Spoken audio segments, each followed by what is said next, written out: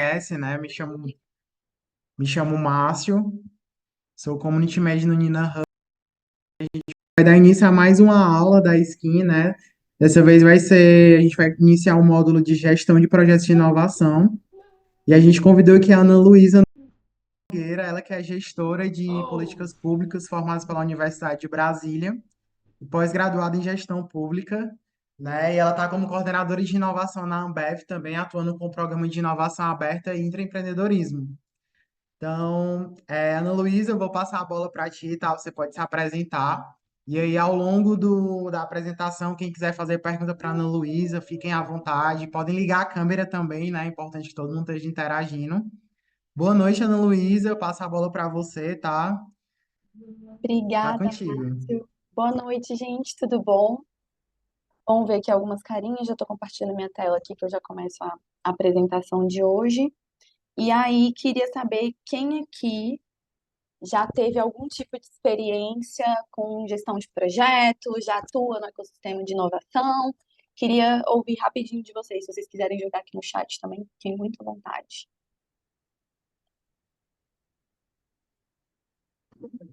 Quem já Oi, boa está. noite. Oi, Esther. Tudo bom? Oi, meu nome é Stephanie, eu sou aqui do Rio, no caso. Eu sou coordenadora de projetos sociais numa organização social chamada CIEDES e trabalho na área de empreendedorismo, coordenando principalmente projetos voltados para a juventude e para a periferia. Que legal, baita desafio, muito massa. Muito prazer, Stephanie. Obrigada aí por ter aberto o microfone e ter apresentado. Mais alguém, gente, já está inserido com inovação, já atuou com, seja do lado de empreendedorismo, já empreendeu, já trabalhou com o governo, já trabalhou em alguma empresa? Só para eu ter uma noção do background de vocês, um pouquinho Tá, de onde vocês estão. boa Vai lá, noite. Humberto. Meu nome é Humberto, eu sou o CEO do Nina.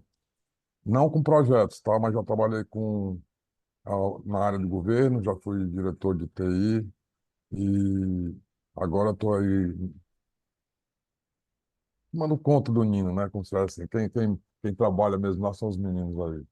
E interessante, porque projeto, nada. Legal, a gente vai conversar um pouquinho. Já de antemão, gente, peço desculpa pela minha voz. Hoje eu acordei bem ruinzinha. Tá com uma mudança muito louca aqui de clima em São Paulo. Faz sol, faz frio. Às vezes eu vou tossir, mas vocês me perdoem aí já de antemão, tá? Beleza. Vamos seguindo aqui. Qualquer coisa, vocês vão me interrompendo, vão perguntando. Eu gosto dessa interação, eu gosto de ver o rostinho de vocês. Então, quem puder abrir a câmera vai ser legal, tá? Estarem aqui, ter dado essa disponibilidade de estar com a gente numa terça-noite. Deixa eu só acompanhar aqui meu chat com vocês. O Henrique comentou que também tá com essa mudança aí de tempo. Tá difícil. Fora as pessoas que estão pegando dengue, né? Então, se protejam, por favor, se cuidem. Sem mais delongas, eu sou a Ana Luísa, eu sou de Brasília. Atualmente eu moro em São Paulo. Tô aqui em São Paulo tem 2 anos já. Tô com 30 anos, sou noiva do Igor, sou coordenadora de inovação aqui na Ambev. Tenho alguns hobbies, caso vocês queiram explorar a conversa para além da questão de gestão de projetos de inovação. Então, gosto muito dos filmes do Nolan. É, Gosto muito de fazer corrida, gosto de café, de vinho, de cerveja, de cachorro. Então, eu tenho o Leno, que é esse aqui da foto. É um dos meus assuntos preferidos. Quem me seguir no Instagram depois vai ver que só dá ele lá. E contando um pouquinho da minha trajetória. Quando o Márcio me apresentou aqui como gestora de políticas públicas, faz muito sentido quando eu falo que eu venho de Brasília, né? Então, eu fiz Universidade de Brasília, fiz gestão de políticas públicas e fiz minha especialização também em gestão pública, tá? E por isso eu começo a minha carreira de inovação dentro do setor público, na BDI. Não sei se vocês já ouviram falar também, mas é a Agência Brasileira de Desenvolvimento Industrial. E lá, em 2017, a gente começou com um programa Startup Indústria, que conectava grandes indústrias, 3M, Ericsson, Embraer, com startup já em nível de tração e escala. E aí, lá na BDI, a gente formulava muito a estratégia dos programas, né, do que seria. Mas quem operacionalizava mesmo era a Softex. Então, eu queria ter esse conhecimento mais próximo do empreendedor, mais próximo da corporação, do chão de fábrica. E aí, eu fui para a Softex, fiz essa movimentação. Na Softex, eu toquei alguns programas de aceleração, seja no estado do Maranhão, seja no município de Teresina. e também um programa que era federal. Também nessa parte de junção de grandes corporações, desafios de corporações, com conectando com startups e institutos de ciência e tecnologia, tá? E aí fiz o curso da Skin Innovation, fui da primeira turma, me conectei com algumas pessoas, entre elas o Juninho, que é do ecossistema, eu do Júnior. Hoje ele está na Johnson Johnson, mas na época ele estava aqui na Ambev, ele era coordenador, assumi a função que eu estou hoje, e ele abriu a vaga de analista de inovação na época, e eu queria muito conhecer também esse lado da corporação mais de perto. E foi como eu me conectei e vim para a Ambev. Então foi por meio da Skin Innovation, tá?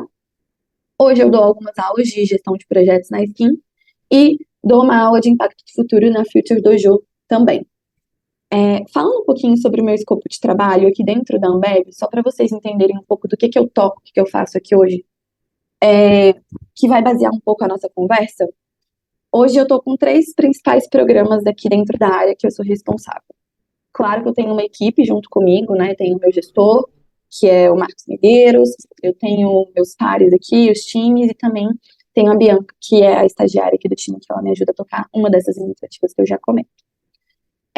Mas primeiro, como é que a Ambev se conecta, né, com essas startups e como é que eu entro também no meio disso tudo? Lá em 2020, até mesmo antes disso, a Ambev não se conectava tanto com um ecossistema de inovação, ou pelo menos não tinha um caminho definido de como fazer isso, tá? E aí o Marquinhos, que na época era gerente de comunidades, ele entendeu que era necessário abrir essa porta, formalizar isso num site, né, constando no ecossistema, para que as pessoas, as startups, soubessem bater na porta da Ambev e tivessem um fluxo claro de como elas conversam com a gente, né? E aí, então, criou o site, né, o Ambev Startups, onde as startups podem propor ali as suas soluções e a gente faz uma análise, passa por todo um fluxo, tem uma pessoa específica hoje no time para poder fazer isso, analisa ali toda a startup, o que ela faz, qual que é o modelo de negócio, qual que é a maturidade, e conecta com a Ambev, tá? Então, esse é o primeiro ponto. E aí, para além dessa conexão, né, que é mais passiva, então a gente aguarda as startups virem até a gente tem outras iniciativas que são mais ativas também, que aí é o lado que eu tô responsável, que são os programas de inovação. Dentro dos programas de inovação, eu tenho o primeiro programa, que é o programa Além, e aí, se vocês tiverem alguma dúvida, vão comentando aqui. O programa Além, ele é de cocriação com startups. Deixa eu só dar uma olhadinha aqui no chat. Grande Marcos Medeiros, é famoso no ecossistema, inclusive ele nasceu em Teresina, né, mas foi criado em Fortaleza, então o pessoal deve conhecer muito aí o rostinho dele. Mas voltando rapidinho. O programa Além, ele é de cocriação com startups. O que eu quero dizer? Que a Ambev, junto com a startup, vai cocriar um novo produto, ou um novo serviço, ou um novo modelo de negócio. Então, vou dar um exemplo. Não sei se vocês conhecem a Bold, que é uma empresa que produz aquelas barrinhas proteicas, que a gente coloca no micro-ondas e é super gostosa. Ela já era especialista nisso, nessas barrinhas proteicas, e a gente chamou ela para co-criar com a gente um novo produto, que é o Bold Shake, que seria aquele líquido cheio de proteína ali, 14 gramas, se eu não me engano, de proteína. Então, isso que é cocriação. Então, ela tem uma expertise, a gente tem expertise em produção e distribuição de líquidos, a gente soma isso e cocria um novo produto, tá? Então, esse é o principal foco do Além. No InnoChallenge, eu já tenho startups que têm soluções prontas e que eu preciso de uma adaptação muito pequenininha ali para o contexto da Ambev, e eu já conecto diretamente essas startups com as áreas de negócio, tá? Então, é um processo menos complexo do que o do programa Além. E hoje eu também estou responsável pelo Labsbox. O Labsbox é o nosso programa de intraempreendedorismo, ou seja, eu formo pessoas aqui dentro da Ambev em inovação para que elas estejam aptas a identificar desafios dentro da corporação e conseguir solucionar esses desafios também, tá? Então, essa é a minha caixa que eu tô hoje, são os 3 principais programas que eu cuido, tá? E, como eu falei, não cuido sozinha, tem todo um time aqui junto comigo para poder fazer isso tudo acontecer. E aí, como eu falei, o desafio hoje é contar para vocês um pouquinho, com base nessa minha experiência, como que essa gestão de projetos acontece, tá? Mas vamos por partes. Primeiro, eu queria que vocês comentassem aqui no chat rapidinho, quem tá aí acordado, quem tá tomando um café, quem tá jantando ainda, larga um pouquinho, comenta aqui para mim. O que vocês acham que uma pessoa que vai trabalhar com inovação, ela precisa ter? Alguma habilidade que ela precisa ter ou que ela precisa desenvolver? Mente aberta, perfeito. Dinamismo, legal. Tranquilidade, tem que ter paciência também. Sempre atualizada, ser desenrolada. Massa, Henrique, esse aqui é bom, hein? Ouvir muito, proatividade, legal. Gente, bastante coisa, né? Então, assim, para você trabalhar com inovação, você precisa desenvolver uma série de habilidades. Por quê? Porque você vai trabalhar com multitemas, com pessoas diversas, com temas que muitas vezes são desconhecidos. Então é isso, vocês precisam ter proatividade, vocês precisam ter resiliência, comunicação, porque você precisa entender os vários contextos, adaptar isso tudo, tá? Então, tudo que vocês comentaram e um pouquinho mais.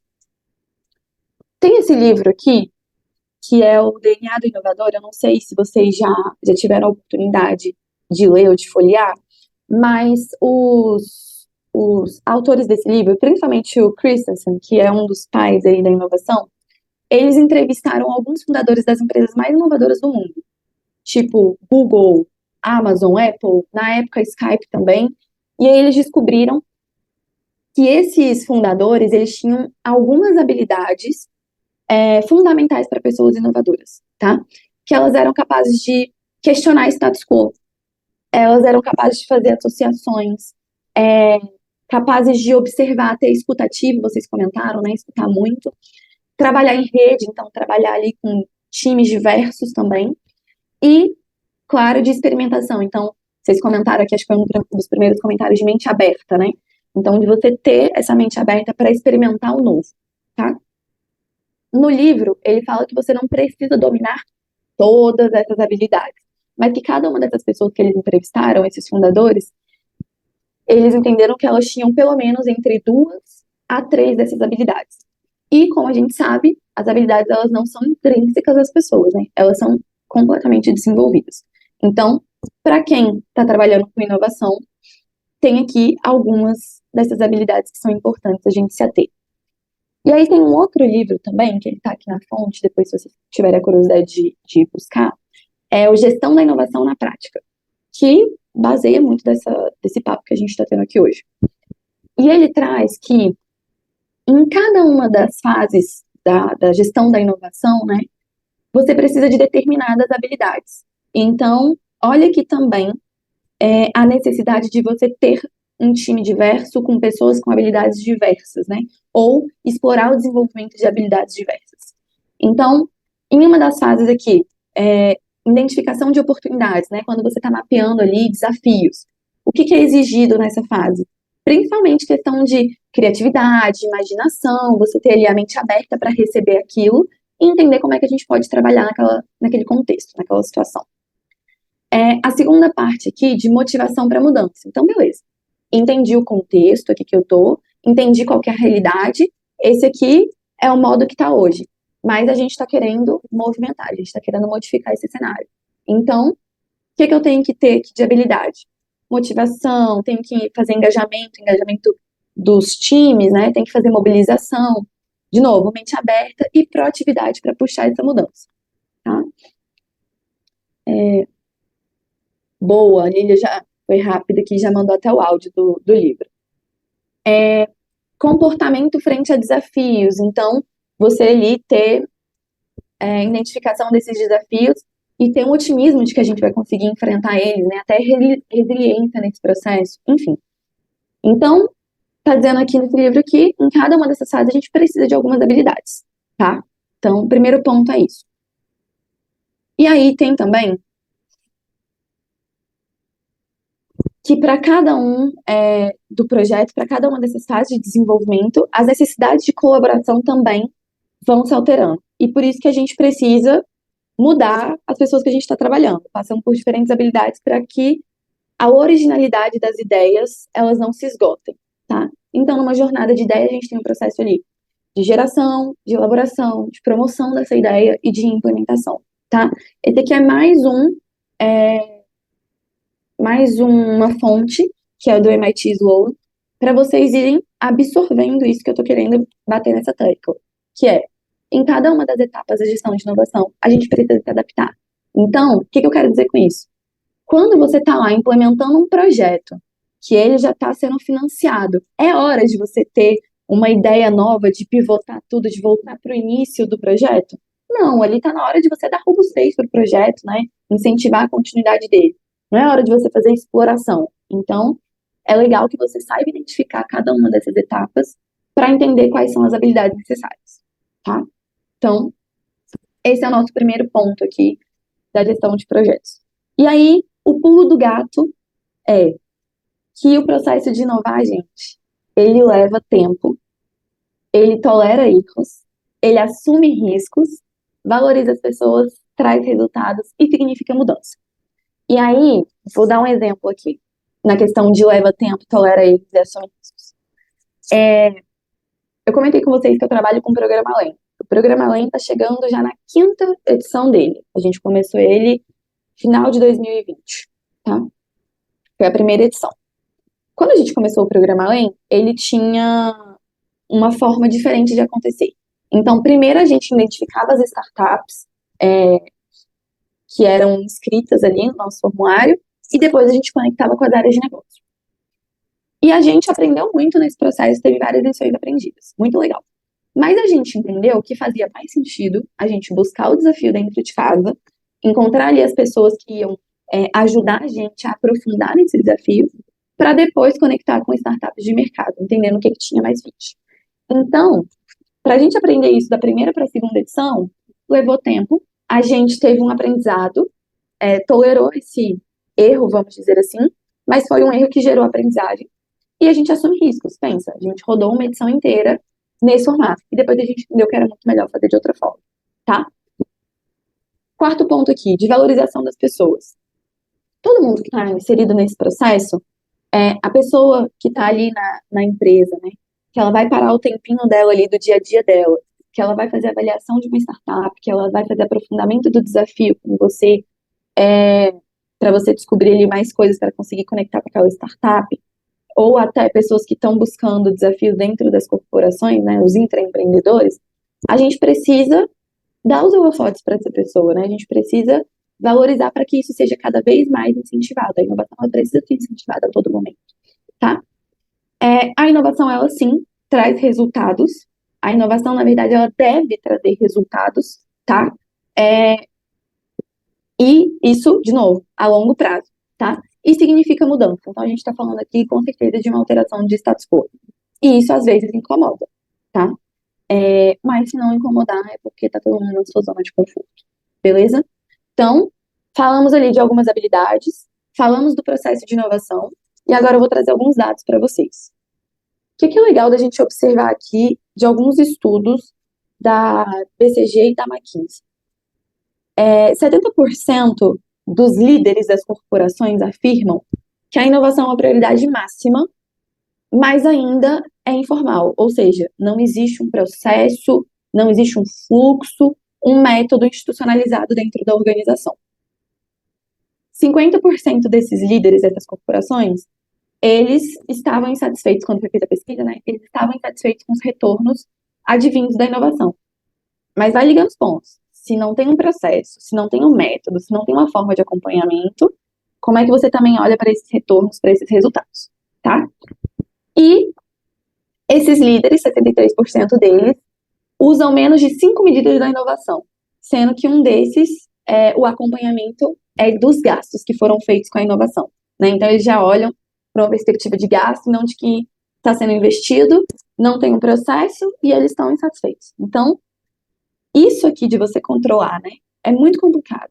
Então, a inovação por si só é um caminho, como eu comentei, desconhecido. Você não tem muita certeza de para onde você está indo. É muito diferente quando você constrói um prédio. Um prédio, você já sabe ali, pelo menos minimamente, as construtoras, né? Quais são as etapas, o que vai acontecer e qual que é o resultado esperado. aquilo dali é uma gestão de projetos tradicional.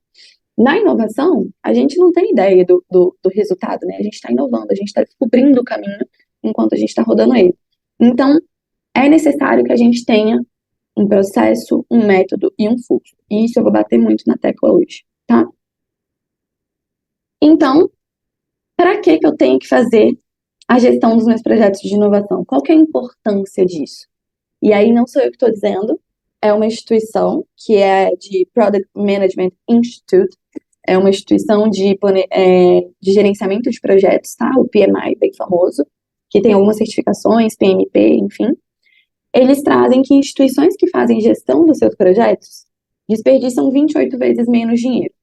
Então, se a gente está falando que a inovação ela tem que trazer resultado e que essas lideranças dessas empresas estão olhando muito para o bolso, né, para o dinheiro que está sendo ali gasto, investido, então, esse aqui é um argumento muito forte de que quando você tem um método, quando você tem um fluxo, um processo, a gente desperdiça menos, tá? Menos dinheiro, menos tempo, menos recursos financeiros, humanos, enfim. E aí eu tô falando também de conseguir maximizar os meus resultados, aumentar a qualidade do que eu estou realizando e a minha eficiência também. E claro, se eu tenho um processo, um fluxo, se eu estou acompanhando ali em cada uma daquelas etapas, eu estou gerenciando o risco a todo momento, tá? Então, esses 4 pontos aqui são a base do porquê que a gente faz gerenciamento de projetos, tá? Então, pergunto para vocês, com base nessa pequena introdução que eu fiz aqui, é possível fazer a gestão da inovação? O que vocês acham? Sim, não, sim, não? Estão comigo? Sim, sim, Sim, sim? sim, sim, Boa. sim, sim, sim. Bom Eu entendo demais, aqui. bom demais. Então, gente, 2 pontos que eu também queria trazer aqui para vocês. A inovação ela é um processo e não é um evento isolado e precisa ser gerenciado como tal. E aí, um ótimo exemplo que tem aqui é que não é um evento isolado são as Olimpíadas. As Olimpíadas estão para acontecer aí e a gente pensa que as Olimpíadas acontecem a cada 4 anos, né? Mas não é assim. Acabou as Olimpíadas, as pessoas já estão planejando qual vai ser o próximo país, onde que vai ser, como é que vai acontecer, qual que é a estrutura, se tem recurso para receber, se não tem, como é que vai fazer. Então, assim, a gente só enxerga as Olimpíadas de 4 em 4 anos. Mas quando ela acaba ali, né, quando a gente tem o encerramento ali das Olimpíadas, o pessoal que faz todo o processo já está fazendo planejamento em cima, já está buscando, já está correndo atrás e pensando no próximo. Então, pensa nas Olimpíadas quando eu estou falando que a inovação não é um processo, não é um evento isolado, tá? É um evento contínuo que a gente precisa gerenciar como tal, tá? E as influências sobre o processo precisam ser manipuladas para afetar o resultado. Ou seja, eu estou falando que a todo momento eu tenho que estar fazendo interferência, eu tenho que estar acompanhando, eu tenho que perguntar para todas as pessoas que estão envolvidas qual que é o sentimento, o que que elas estão enxergando, quais são as percepções, o que que elas estão experimentando, quais são os resultados que a gente está colhendo nesse processo como um todo, tá? E aí, um pouquinho mais para frente, eu vou contar como é que a gente faz isso aqui também no lado prático. Beleza? Só confirmando aqui o chat, que vocês confirmaram que estavam comigo. Legal. Massa. Seguindo aqui. Opa, pulei um. E aí, gente, tem um processo aqui que é muito importante aí, que é o funil de inovação. Então, tanto dentro aqui do Websbox, né, que é o nosso programa de intraempreendedorismo, de ideias, quanto os nossos programas com startups, a gente tem um volume no início ali de mapeamento de desafios, de ideias, propostas, de iniciativas a serem criadas, relativamente com um número relevante, né? Legal. Só que a cada momento que a gente vai passando por esse funil de inovação, onde a gente vai tendo tomadas de decisão, essas iniciativas elas vão se diminuindo. Isso é natural da inovação, tá? Por que que isso acontece? Porque a gente tem um tempo para poder fazer todo esse processo delimitado, a gente tem recursos financeiros, recursos humanos limitados. Então, é natural que a gente vá priorizando o que que vai realmente fazendo sentido, o que que faz sentido para aquela corporação, o que que faz sentido para aquela empresa, enfim, o que faz sentido para aquele contexto, tá? Então, ali no momento de ideias, o que é legal é que a gente tenha um volume bacana para a gente conseguir explorar. É um momento de abertura ali, né? De exploração.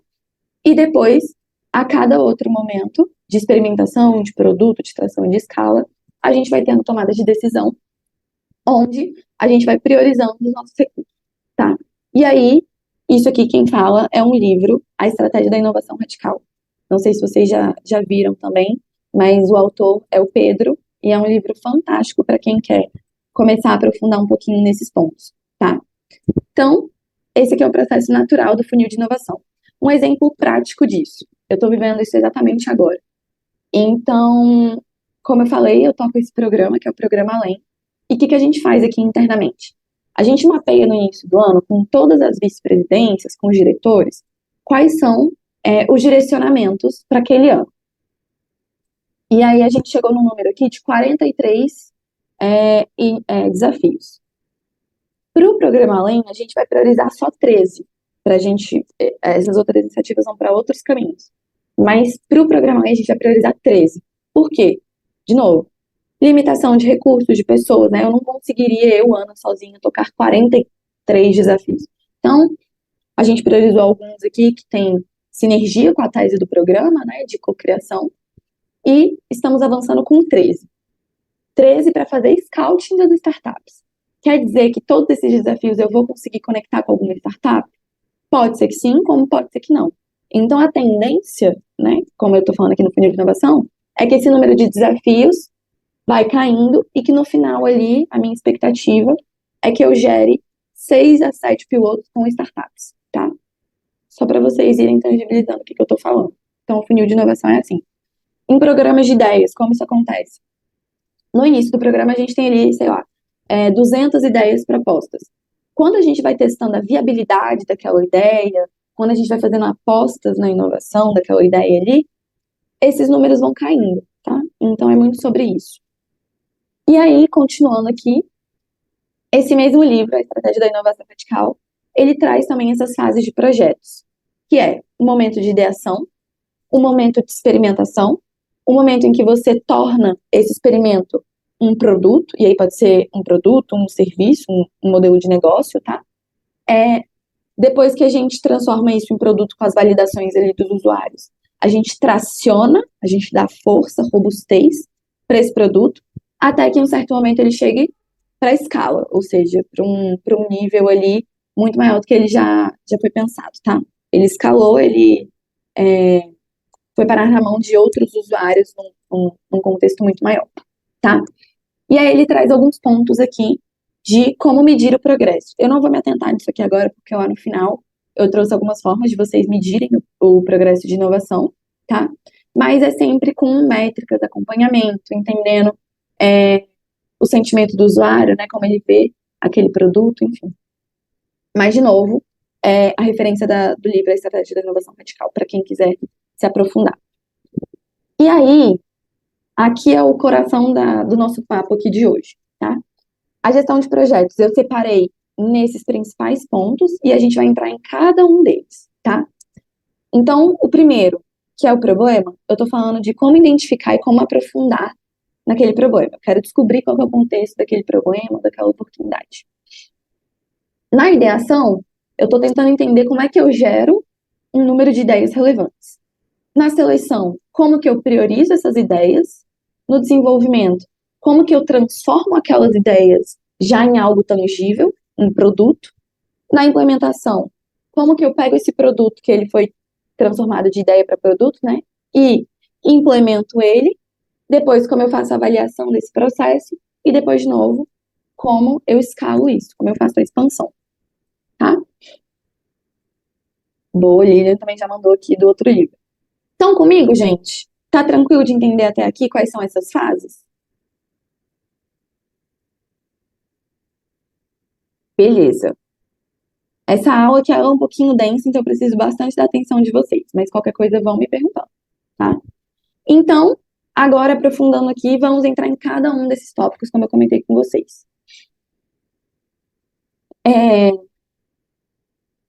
A Lilian comentou aqui que o mais complicado talvez seja como gerar essas ideias, né? A gente vai entrar aqui e eu vou passar algumas ferramentas para vocês também para poder ajudar. Então, eu não sei quem teve a oportunidade de estar no South Summit, mas teve o fundador do Waze, que ele comenta muito de não se apaixonar pela, pelo problema, se apaixonar pelo problema e não pela ideia de solução. O que a gente está querendo dizer com isso? Quando a gente se apaixona pelo problema, a gente tenta entender todos os contextos. É como se a gente estivesse conhecendo nosso namorado, a nossa namorada ali no primeiro date, né? Então a gente vai perguntando várias coisas. Como é a sua família? Como é a sua mãe? Você vê eles de tempos em tempos? Enfim, você vai tentando entender todo o contexto daquela pessoa ali. É a mesma coisa com o problema. Eu quero entender todo o contexto que aquele problema ocorre. Quando ele ocorre, como ele ocorre, para quem que ele ocorre, quantas vezes ele está ocorrendo, em que contexto que ele ocorre, o que ele ocasiona, enfim, tudo isso. Então, seja apaixonado pelo problema. Por que a gente fala muito isso? Porque se você não se apaixona pelo problema, você acaba construindo uma solução, ou trazendo uma solução, que é muito meu caso aqui, de algo que não vai atacar, que não vai gerar valor, tá? Então, o Uri Levine, que é o fundador do Waze, que eu comentei com vocês, ele estava num evento agora no South Summit, que aconteceu em Porto Alegre, e ele comenta muito sobre isso. Se você começar pela solução, pode ser que você acabe construindo algo que ninguém se importa.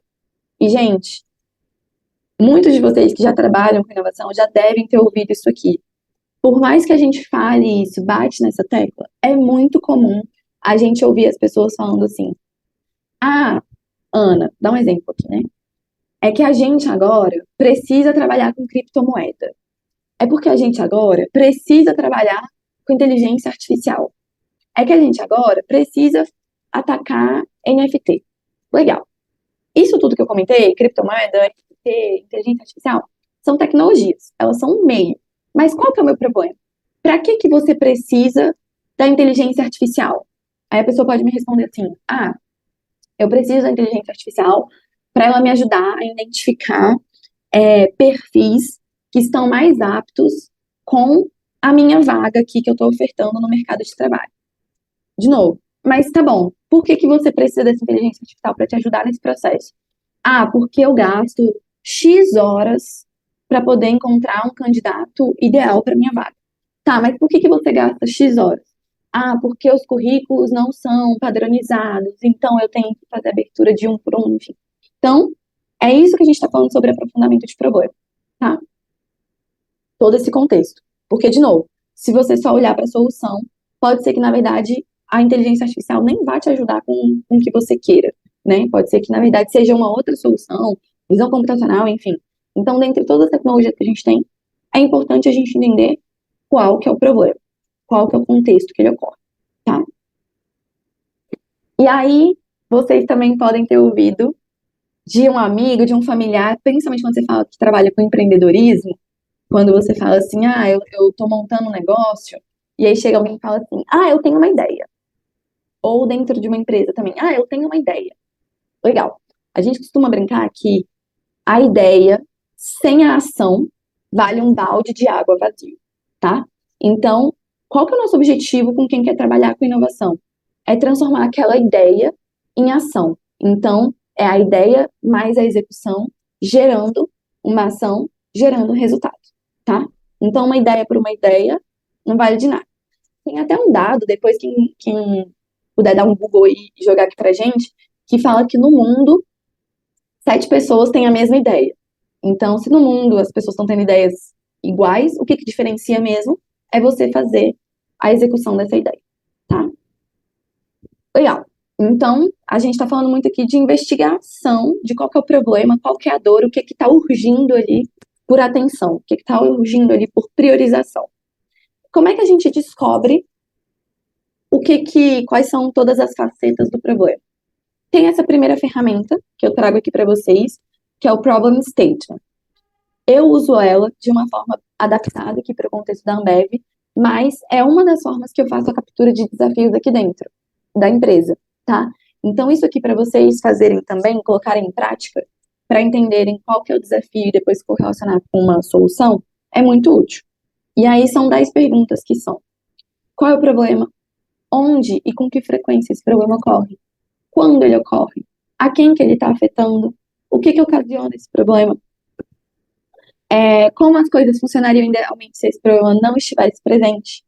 Qual que é o impacto que esse problema está gerando?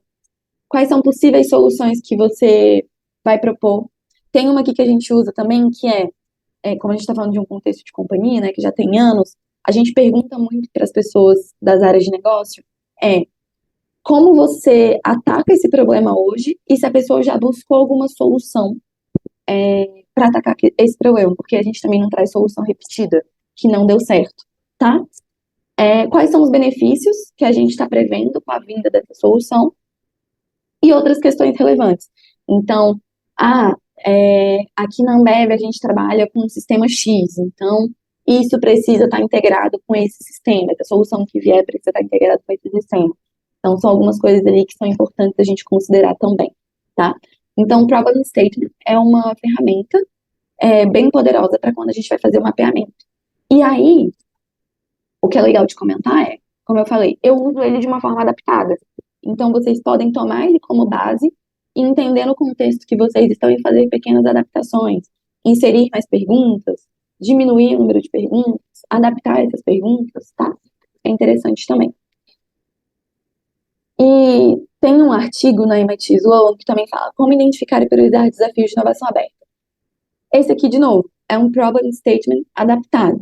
Então, ele trocou aqui algumas palavras, né, de problemas para desafio, e ele coloca aqui quais são os indicadores que são usados atualmente para medir esse desafio. Então, percebe que ele já mudou um pouquinho. Mas, o que eu estou querendo dizer com isso? Vocês analisarem isso, entenderem o contexto que vocês vivem hoje e adaptarem para ele, porque foi o que eu fiz. Hoje eu chamo aqui o meu framework, né, que a gente aplica com as áreas de negócio de Frankenstein, que veio de cada um, de um lugar, veio também da experiência que eu já tive nas edições anteriores, eu já sei que pergunta que funciona, que pergunta que não funciona. Exemplo, estou lá no processo de entrevista desse. Se eu perguntar, o que que a gente perde hoje? Qual é o número que a gente perde hoje com esse problema? Dificilmente as pessoas vão ter isso de supetão ali na mão. Então, eu deixo como se fosse uma tarefa de casa. Na próxima reunião, no próximo encontro que a gente tiver, eu queria saber qual é o impacto que esse problema tem. Você pode tentar medir para a gente saber quanto tempo que a gente perde com isso, ou quanto que a gente está gastando com isso. Então, você vai ter que adaptar ali para o contexto, tá? Deixa eu dar uma olhada aqui no chat de novo. Para esse desenvolvimento e valor de economia e levado em consideração. Acho que eu perdi um pouco, Lilian, do teu comentário. Você quer abrir o microfone e comentar? Boa noite, tudo bem? Boa noite, tudo bom? Então, assim, é porque eu tô vivendo dois momentos, né? O primeiro momento, quando eu trabalhava o CLT, né? Eu trabalhei, e aí, assim, todo projeto que a gente ia fazer, o principal é quanto de economia que a empresa vai ter para desenvolver essa ferramenta. Entendeu? Assim, o ponto de inovação, ele é o ponto menos importante. O mais importante é quanta economia que a empresa vai ter com isso. E aí, agora eu estou em outro lado, que eu sou empreendedora, estou tentando montar minha startup aí na luta. Aí, eu também tenho um problema, eu desenvolvo a ferramenta, porque eu sou de análise de sistema, desenvolvo, programo, e aí, a hora que eu vou gerar o valor, eu também tenho, quanto que minha ferramenta pode cobrar? Sempre é essa parte, sabe? São dois pontos diferentes, mas assim, o valor real que vai ter de lucro e o valor real que eu vou ter de lucro. Como que vocês medem isso? Legal. Eu vou falar disso um pouquinho mais na frente, mas eu já adianto aqui. E essa questão de eficiência depende muito do olhar de inovação que aquela corporação, aquela empresa está tendo. Porque quando a gente está pensando em eficiência operacional, a gente está pensando em curto prazo, né? Então, não sei o quanto vocês estão familiarizados com a nomenclatura de horizonte 1, horizonte de inovação 2, horizonte de inovação 3. Mas basicamente horizonte de inovação 1 está olhando para curto prazo, horizonte de inovação 2, e aí curto prazo eficiência operacional, horizonte de inovação 2 está preocupado com o médio prazo, e horizonte de inovação 3 está preocupado com o longo prazo. Então, como é que a empresa pode se disruptar? E aí, o que a gente comenta muito é sobre ambidestria, ter ambidestria, né, organizacional. Então, é a organização olhando para esses projetos de eficiência operacional, para ela continuar rodando e melhorando seus processos e sobrevivendo, mas também ter um número de projetos que olhe para H3, para Horizonte 3, a longo prazo, para que ela consiga se disruptar, porque senão o concorrente vai pensar nessa disrupção e vem e mata a empresa, tá? Então a gente fala muito disso, eu brinco aqui que é um olho no peixe, outro no gato, de você ter projetos focados em eficiência operacional, desculpa, mas também ter projetos que olhem para longo prazo, tá? E tem vários critérios que a gente pode olhar para um projeto de inovação para entender o que ele traz, quais são os resultados que ele traz. Tem projeto que vai trazer questões de melhora de reputação. Tem projetos que... Vou disponibilizar, tá, gente, os slides, fiquem tranquilos. Tem projetos que vão melhorar a questão de economia. Tem projetos que vão melhorar a questão de você diminuir os seus gastos, custos. Tem projeto que vai trazer incremento de receita. Tem projeto que vai trazer novas receitas, enfim. Então, depende muito do projeto que vocês estão olhando e também do foco da empresa, tá? Boa. Vou seguindo aqui, qualquer coisa vocês me interrompem. Lilian, tranquilo? Tranquilo, obrigada, tá? Imagina. Obrigada a você. Legal. Mais outra ferramenta que a gente pode usar é o AEU. O que é isso aqui? Basicamente é a gente entender quais são as atividades realizadas, como é o espaço. De novo, gente, estamos falando de entender o contexto do problema, do desafio ou da oportunidade. Isso aqui é muito legal quando você vai fazer uma visita. Então, exemplo, não sei se vocês já conhecem o Zé Delivery. Vocês conhecem essa solução que a gente tem aqui? O Zé, que chega a cerveja gelada em 30 minutos, rapidinho para vocês, na casa de vocês. Legal, a Stephanie comentou aqui que sim. Mas alguém conhece? Sim, sim, não? A gente tem o Zé, e eu não sei o quanto vocês conhecem disso, mas a gente funciona com dark stores, né? Então tem ali os sellers, que são pontos ali onde a gente coloca os nossos produtos, e vem os nossos parceiros, os motoboys, pegam aquele produto e levam até a casa de vocês. Recentemente a gente teve um desafio, a gente queria entender todo o contexto que esse desafio estava relacionado ali dentro da dark store, e a gente foi fazer uma visita, porque uma coisa é a pessoa te contando aqui por Zoom o que está acontecendo. Outra coisa é você entender numa visita, né, tudo que acontece ali, como que é a vida do operador, como que é a vida do motoboy, como que essa bebida chega, como que ela sai, como que ela é armazenada, enfim. Então, a EAU é uma ferramenta que te proporciona ali algumas questões para você entender. Então, o que acontece dentro do contexto de uma dark store? Como que é esse espaço? Quais são as interações que acontecem? Quais são os objetivos aqui desse processo? Quais são os usuários? Quais são os insights? Enfim. Então, a EAU é pegando essas letrinhas e ajustando. De novo, vocês podem somar com aqueles outros dois que eu passei aqui para vocês, do Problem Statement e daquele artigo da MIT Sloan, tá? Uma outra ferramenta que ajuda, que eu já até fui explorando aqui com vocês um pouco, que eu comentei da inteligência artificial, mas por que você precisa da inteligência artificial?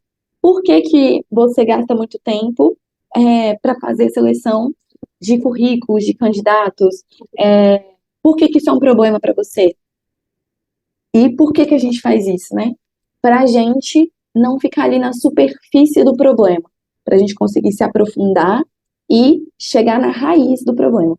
Porque se você acha que eu preciso de uma inteligência artificial e não se aprofunda no porquê disso, você vai trazer uma solução de inteligência artificial e a pessoa vai falar, putz, daqui 6 meses, né? Putz, a gente investiu horrores nessa inteligência artificial aqui, gastamos muito dinheiro e ela ainda não resolveu o problema. Por quê? Porque provavelmente você não se aprofundou no problema, tá? Então, sim, porque eles ajudam muito a gente entendendo. Então, quando vocês estiverem fazendo aquelas pesquisas, aquelas entrevistas que eu comentei ali, usando aquelas perguntas, sintam-se como pessoas inovadoras que questionam muitas coisas e usem do porquê. Por que isso acontece? Não entendi. Você pode me explicar qual que é o contexto disso? Por que isso está acontecendo? Tá? Sempre questionem bastante. Sempre de forma educada também, tá? Mapa da jornada. Então, a gente está falando aqui de entender todo o contexto do problema. O mapa da jornada, ele também ajuda a entender isso. Então, comentei com vocês aqui da visita da Dark Store, e aí eu vou mapeando e anotando. Ah, então tá. Então, chega um pedido ali na máquina, o operador vai lá e clica em tal botão. Depois que ele clica em tal botão, que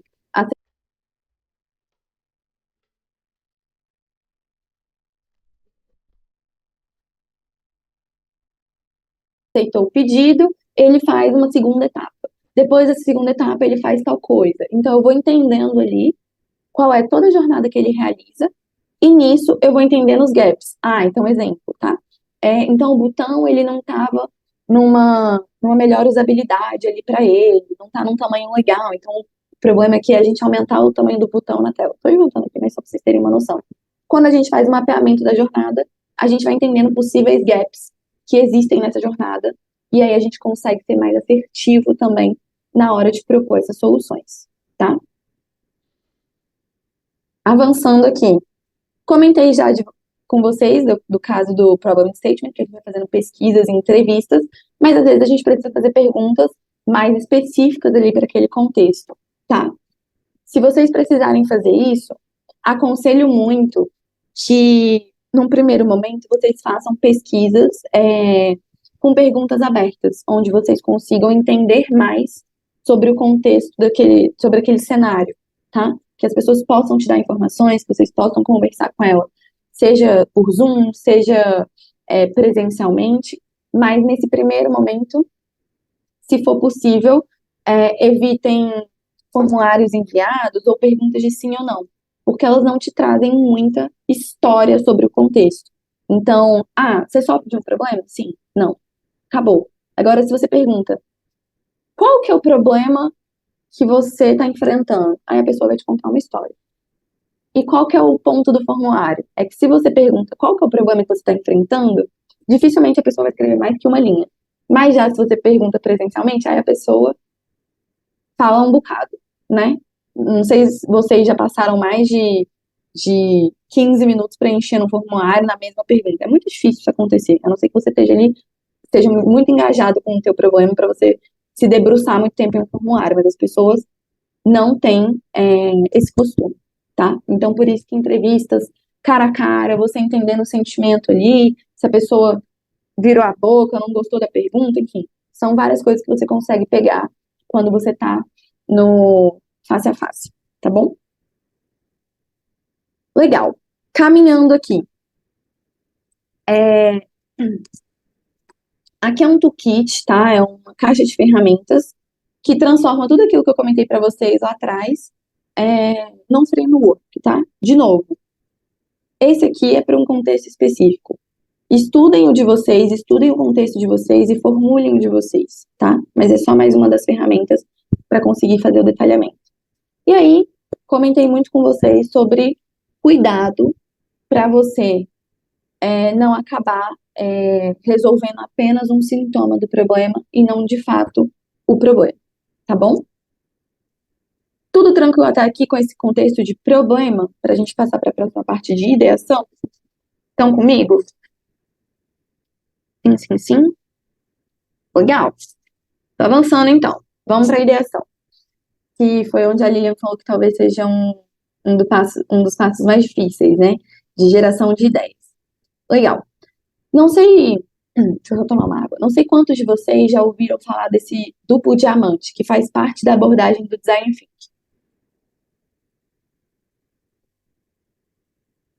Boa, Silvia, obrigada. Mas o duplo diamante nada mais é do que uma representação visual de como acontece esse caminho de você explorar caminhos e depois afunilar em caminhos. E eu já conto. Foca comigo na primeira parte aqui. Quando eu tenho um problema, eu vou abrir as possibilidades de ideias. Então, vamos supor que tem uma goteira na minha casa. Eu vou falar assim, eu acho que esse problema pode ser resolvido se eu colocar um balde aqui embaixo. É uma ideia.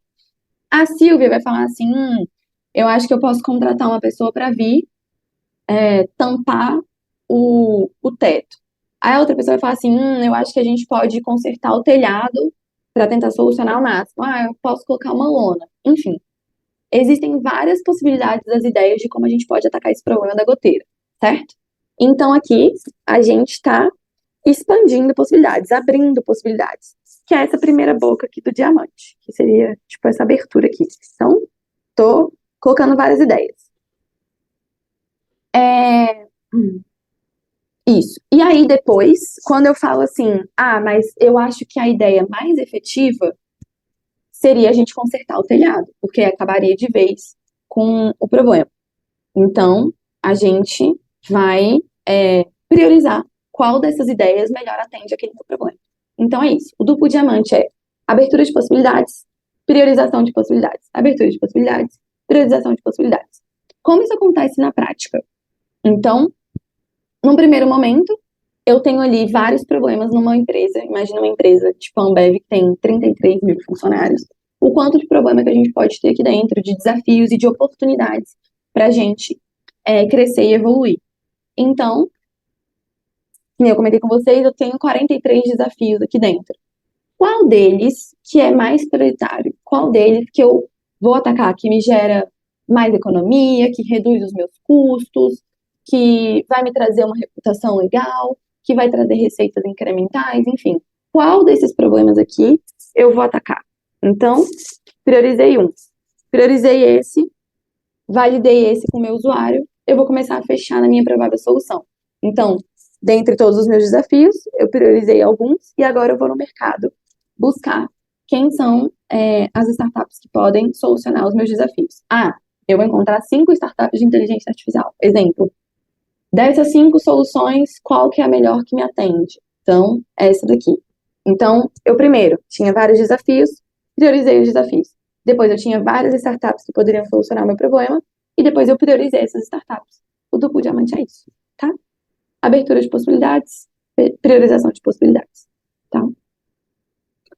Tem uma outra imagem aqui que pode ajudar também, quem nunca teve contato com essa abordagem do Design Thinking, mas é isso aqui, a gente coloca momento da descoberta, momento de definição. Então, na descoberta ali, de novo, estou explorando possibilidades.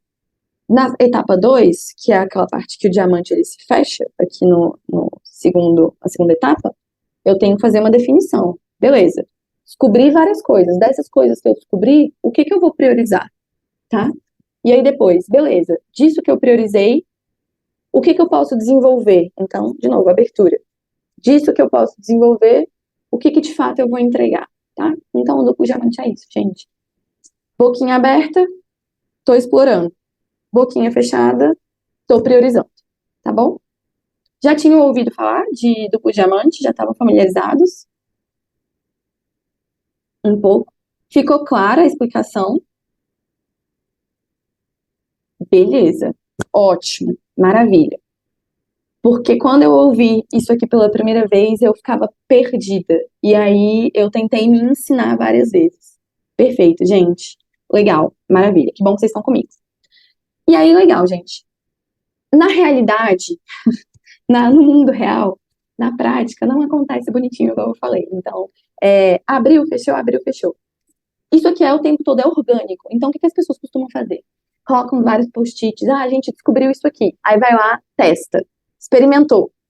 Experimentamos, então a gente cometeu algum erro aqui, a gente aprendeu isso aqui, e aí volta lá para o início. Então, esse duplo diamante, numa realidade, ele fica um grande zigue-zague, tá? Indo e voltando, que é sobre isso. É você testar, experimentar, colher aprendizado, voltar para o processo. Nem sempre você vai voltar lá para o início, para a parte de descoberta, às vezes você volta para a parte de definição. Então, você testou ali algumas coisas, talvez a definição do problema não ficou tão clara, então eu volto para a etapa 2. Agora sim a definição do problema ficou clara, então avanço para a etapa 3 de desenvolvimento de soluções.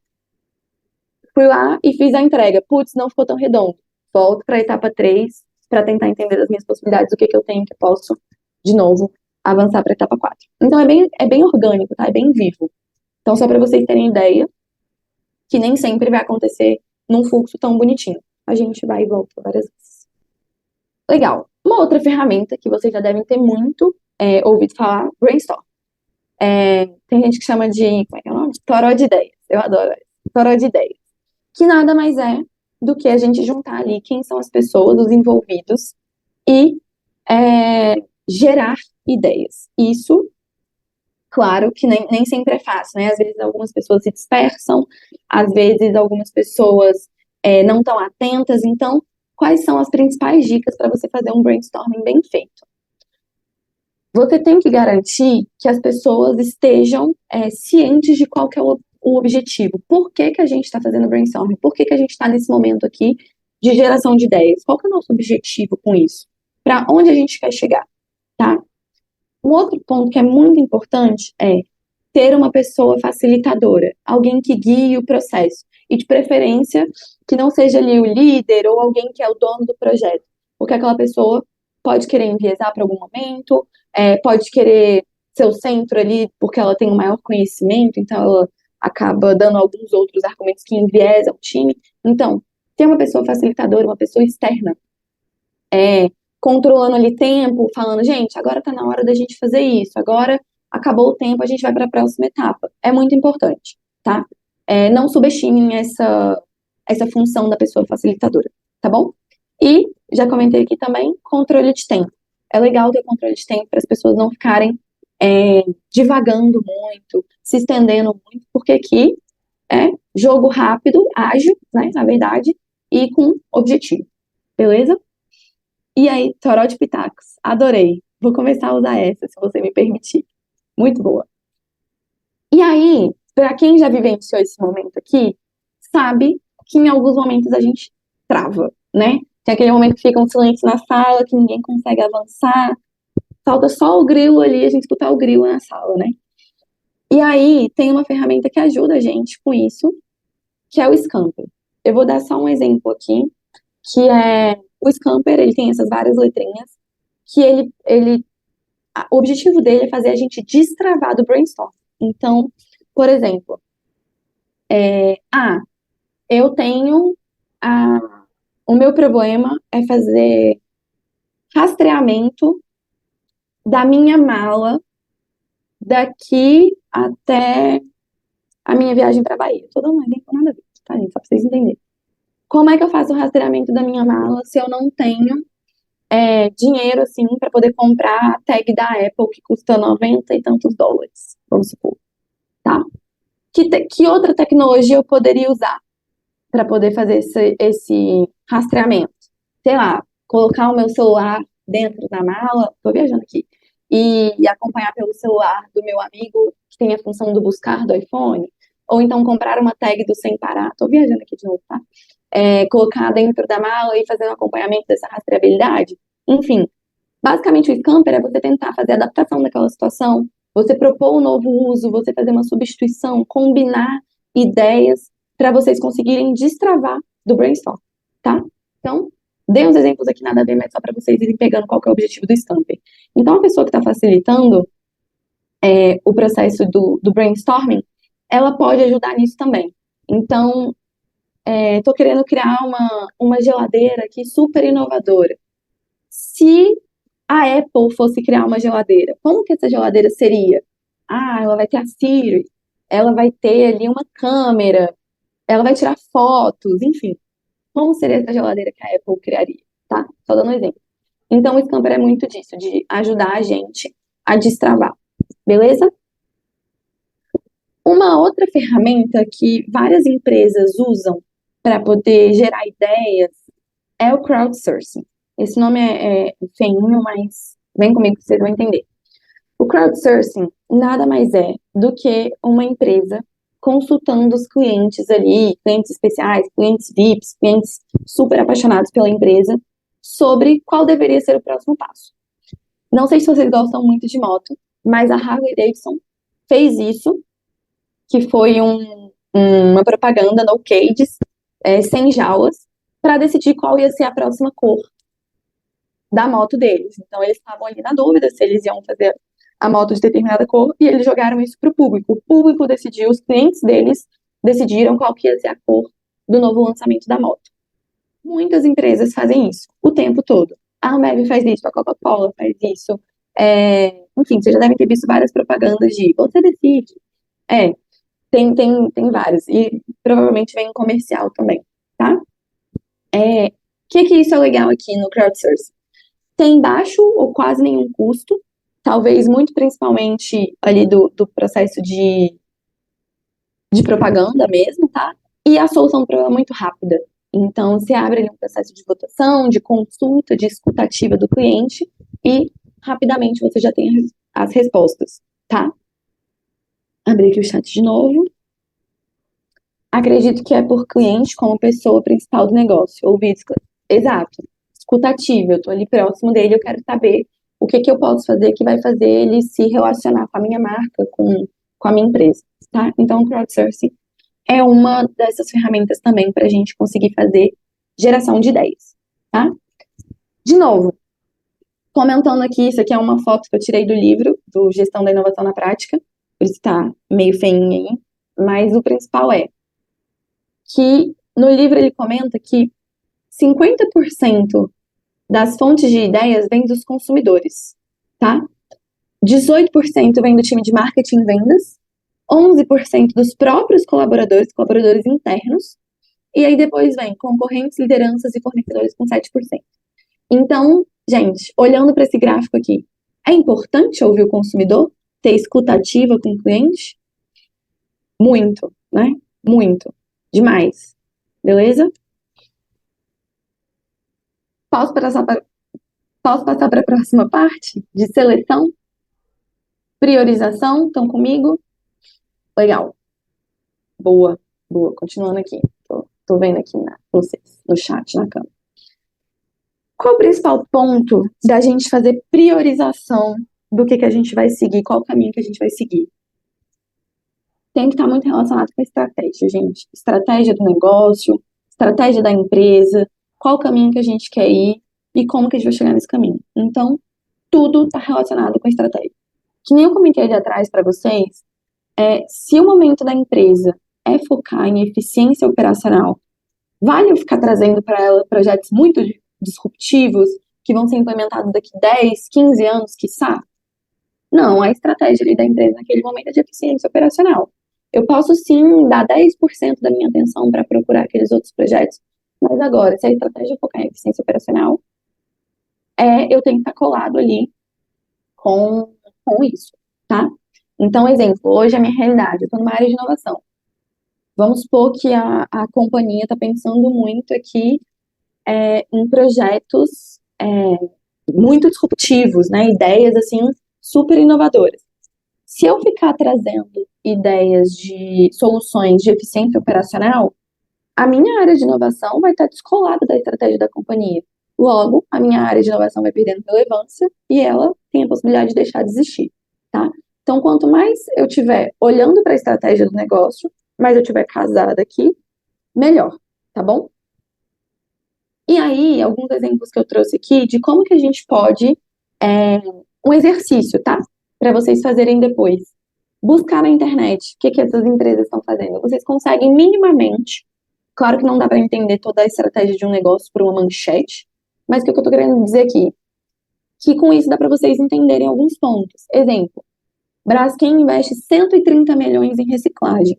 Bom, eles estão olhando para um processo de reciclagem. Eu tenho uma startup que tem um processo inovador das embalagens plásticas. Acho que vale a pena eu apresentar para a Braskem que eles estão focando nisso. 3M investe 70 milhões para atender demandas do setor farmacêutico. Então, eles não estão olhando tanto para a questão de papelaria, talvez, estejam olhando mais para esse setor aqui, saúde, enfim. Magalu entra no mercado de games. Então, assim, só um exercício para vocês irem ficando atentos, que essas manchetes podem trazer alguns direcionamentos, tá bom? Mas é mais exercício, e se você está inserido numa empresa, tenta entender o que é estratégico, qual é o direcionamento para aquele ano, para os próximos 6 meses, para os próximos 5 anos, tá bom? E se você não sabe, é sempre legal perguntar para a liderança. E se a liderança não souber, que ela pergunte para a liderança e assim vai, tá? É legal as pessoas terem conhecimento de qualquer estratégia. E, de novo, não precisa ser só por manchetes. Pode ser por notícias que saem na intranet da empresa, pode ser por reuniões, colegiados ali, né? Enfim. Então, são várias maneiras de você ir capturando e tentando se aproximar e conseguir levar inovação que esteja alinhada com a estratégia da empresa. Tá? Então, entendendo a estratégia, elaborando a tese, exemplo, eu tenho a Ambev, exemplo. Ambev pensa em soluções disruptivas que a gente ainda não tem dentro de casa. A tese do programa ela é em cocriação, coisas diferentes. A partir disso, eu faço a priorização, tá? Esse é o caminho. Avançando aqui em como que a gente seleciona o que é realmente estratégico. Quais são essas ferramentas? A primeira delas que eu mostro aqui para vocês, triagem V-Safe. Gente, a gente tem intervalo só para saber aqui, para eu me programar e não ficar falando no ouvido de vocês muito tempo. Tem intervalinho ou eu posso ir seguindo? Comenta aqui comigo rapidinho.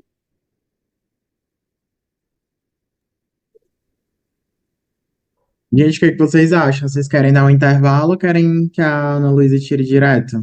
Se quiser, eu posso direto, sem problemas. Só para saber mesmo. 45 minutos, acho que dá pra ir direto. Então tá bom. Vou direto, então. Fechado, gente. Boa, vamos lá. Vocês estão animados? Eu fiquei animada agora também. Então, bora. Triagem V-Safe. Então, o que a gente está falando aqui?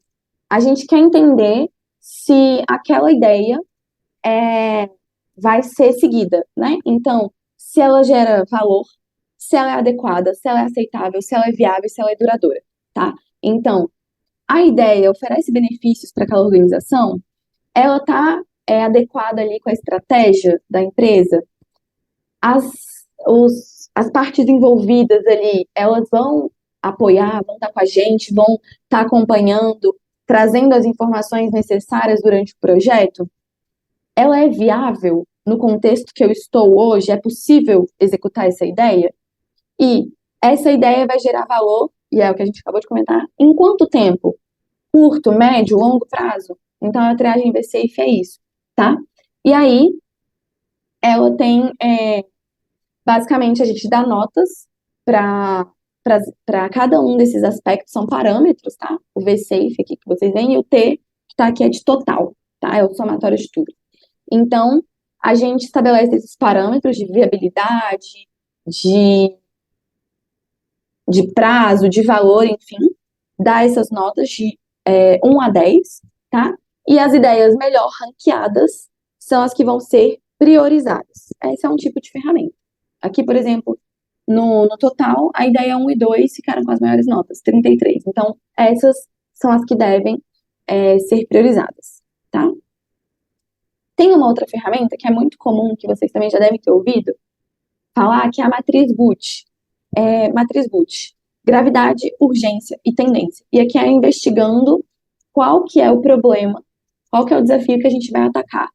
Então, quanto mais grave for aquele desafio, quanto mais urgente for aquele desafio, e quanto maior for a tendência de piora daquele desafio, daquele problema, mais priorizado ele tem que ser, tá? E aqui, o que é legal observar? Que o G, o U e o T de gravidade e tendência, eles são valores multiplicados, não é somados, tá? Multiplicados. E aí, como que é isso aqui? Numa escala de 1 a 5, dentro desses 3 parâmetros, eu vou alocando esses valores, multiplico depois todos eles, entendo o resultado e faço a priorização, como essa tabela aqui.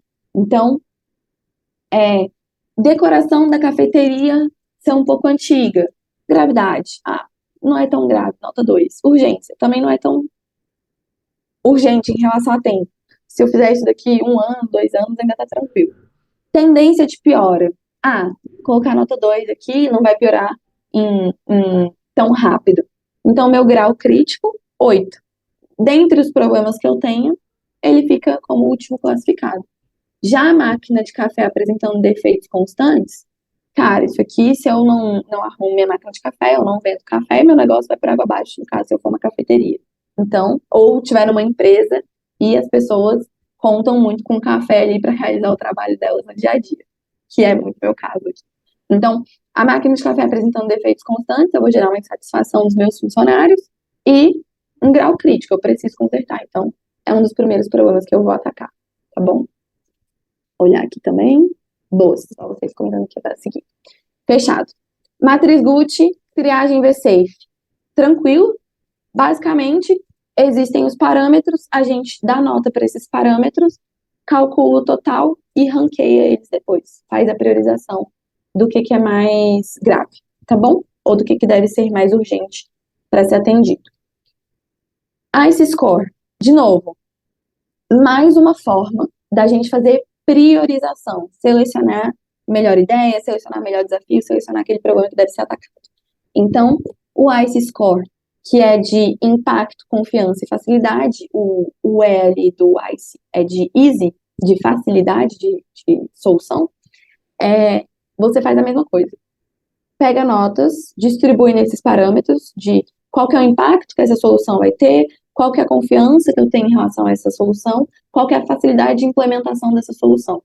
Atribuo notas ali de 1 a 10 e, de novo, faço o cálculo multiplicado, tá? Então, são 3 ferramentas aí para ajudar vocês na questão de priorização. Seguindo aqui, estamos chegando no final. Desenvolvimento e implementação, eu vou falar dos dois juntos. Depois a gente fala de avaliação e de go no go, tá bom? Tomada de decisão final. Vocês sempre utilizam essas ferramentas ou elas são aplicadas de acordo com o contexto? Excelente pergunta, tá? Muito, Davidson, de acordo com o contexto, tá? Então aqui, se, por exemplo, numa empresa que eu trabalhava antes, eu trabalhava na área de qualidade do produto, né? Então eu estava olhando para um programa específico ali e tinham várias outras áreas que eram os meus clientes. Então eu tinha que mostrar para a diretoria quais eram os problemas mais graves da empresa em relação ao produto para a gente atacar primeiro, dado todo o contexto de recurso escasso, tempo escasso, orçamento escasso, enfim. O que eu tenho que priorizar? Rodei em todas as áreas, rodei pesquisa com usuários, entendi o que era mais grave, o que eles mais comentavam. Baseado nisso, eu apliquei a matriz Gucci, tá? De gravidade, urgência e tendência. E levei o plano para a diretoria. Eu falei assim, olha, esses aqui são 5 problemas que os nossos usuários mais reclamam. Desses 5 aqui, 3 a gente já está atacando de alguma forma. 2 não estão nem no nosso mapeamento. Então, se a gente precisa elaborar um plano de ação para cada um deles, esse aqui a gente vai fazer com tal área, esse aqui a gente vai ter que contratar uma empresa externa, enfim. Então, a matriz Gucci ajuda a dar essa priorização, tá?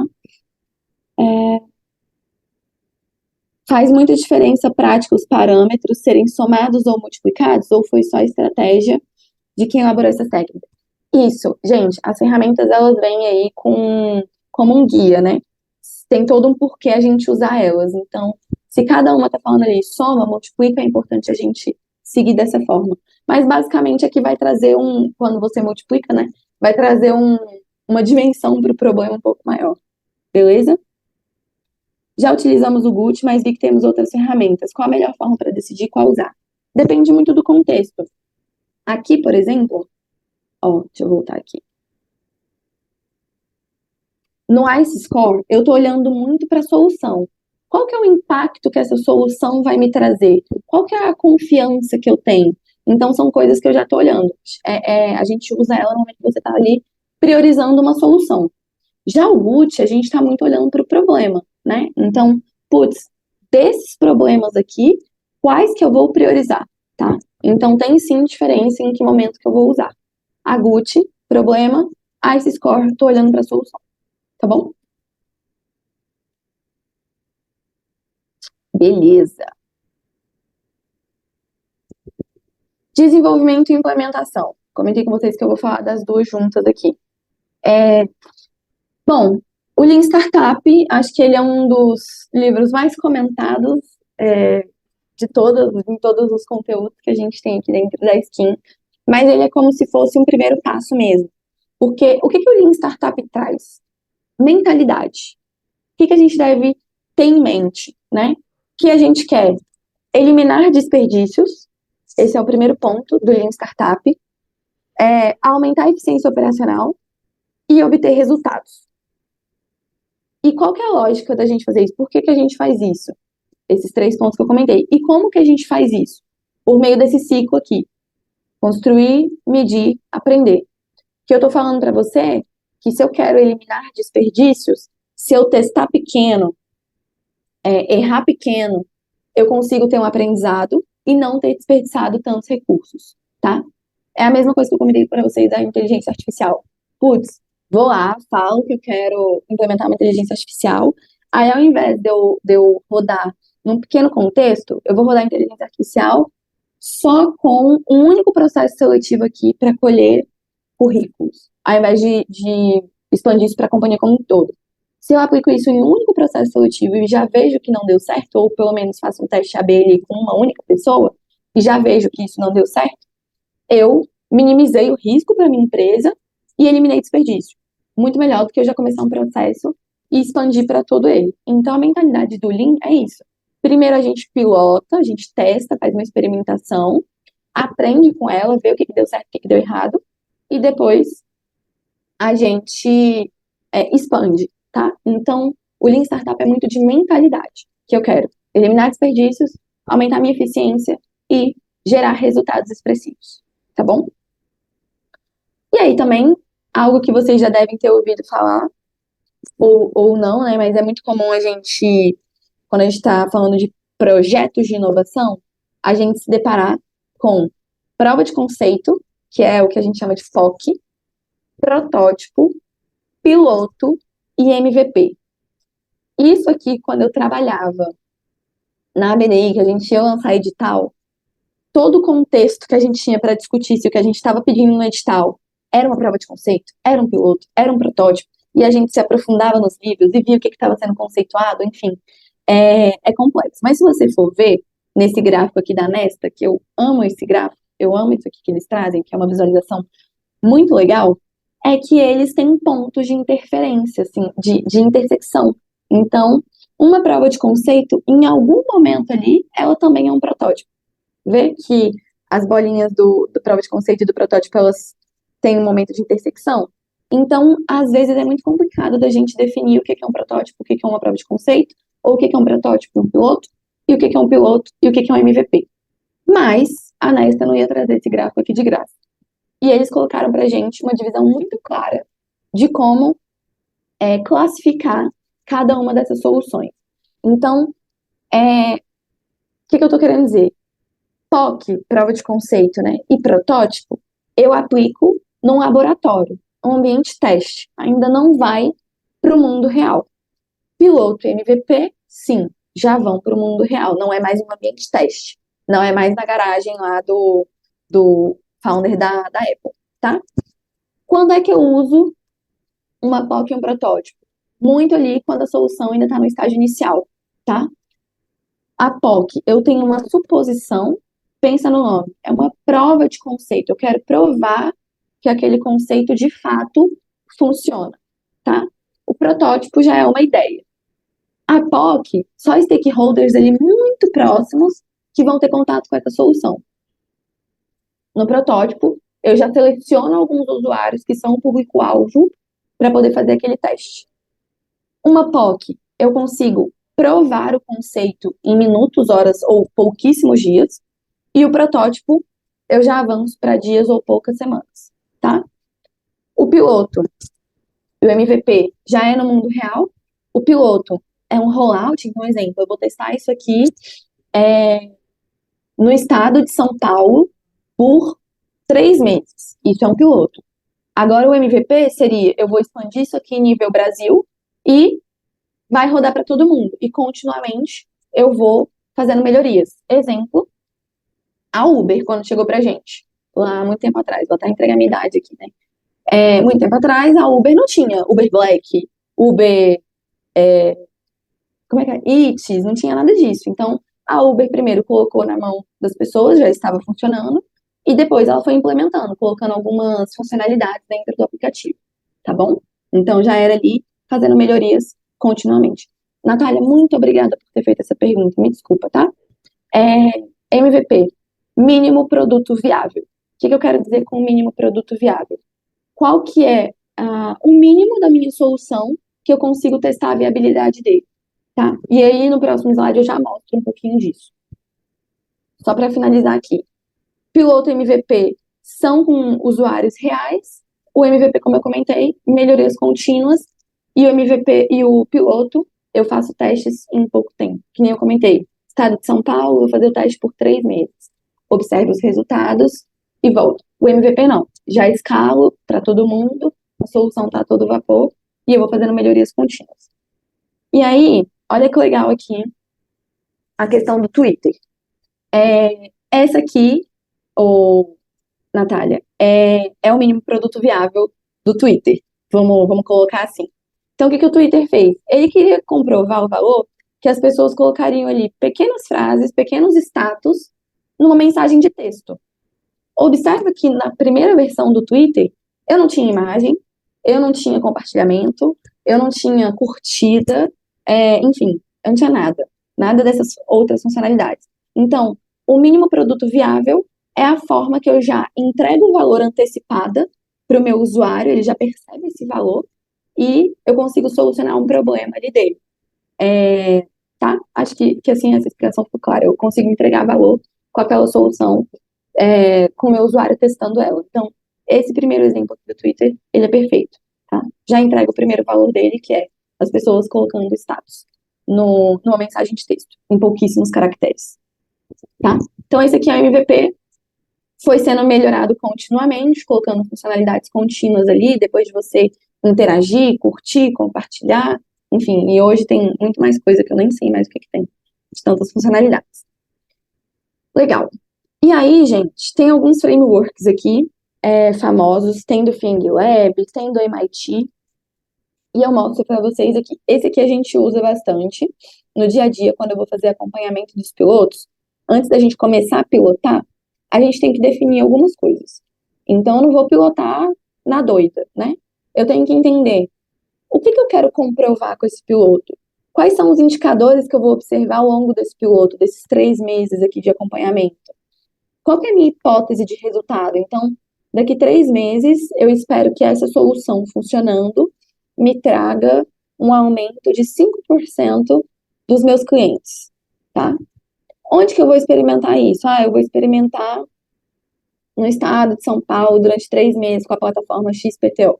Então, qual que é o contexto dessa minha experimentação? Quais são os recursos que eu vou alocar nessa minha experimentação? Recursos humanos, recursos financeiros, recursos tecnológicos, informacionais, enfim. Quais são as despesas, quais são os gastos que eu vou ter? Qual que é o cronograma disso aqui? Para que eu faço esse framework aqui? Para que eu estabeleço, preseto essas informações? Para eu ter um controle do que vai ser feito. Porque se a gente não estabelece nada disso, qual que é o risco disso aqui dar errado? Altíssimo, né? Então, a gente está falando aqui, de novo, gestão de projetos de inovação. Quanto mais eu conseguir ter controle, estabelecer algumas coisas que são possíveis ser estabelecidas desde o início, eu consigo minimizar um pouco o meu risco, que de inovação já é muito alto, tá? Então, trouxe a fonte aqui para vocês, essa do MIT, e tem essa outra, que é do Fing Lab. Acredito que vocês possam ter escutado, ou até alguém que trabalha no Fing Lab já possa ter vindo aqui bater um papo com vocês. Mas, basicamente, eles colocam esse canvas de planejamento de prova de conceito, né? Lá eles já usam prova de conceito. Então, quais vão ser os entregáveis? Quais são os indicadores? Que recursos tecnológicos eu vou usar? Tem alguma premissa para essa solução ser implementada? Tem alguma restrição? Que nem eu comentei lá com vocês. Isso aqui só pode ser implementado se tiver integrado com esse sistema da empresa. Então, isso é uma premissa. Tá?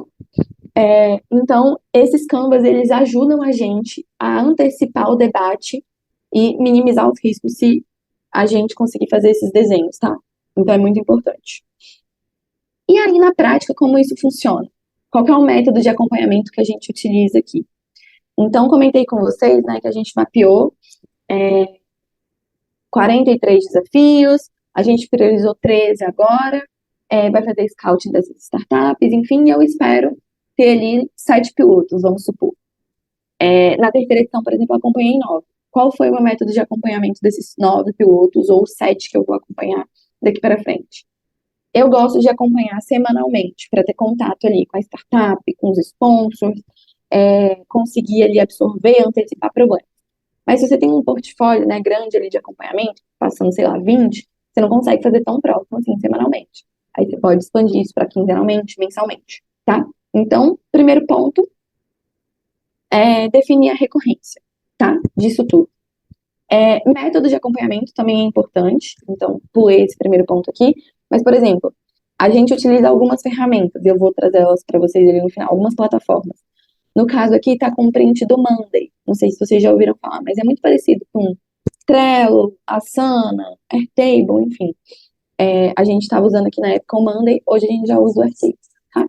Qual que é o método, qual que é a plataforma, qual que é a recorrência, quanto tempo esse acompanhamento desse projeto vai durar.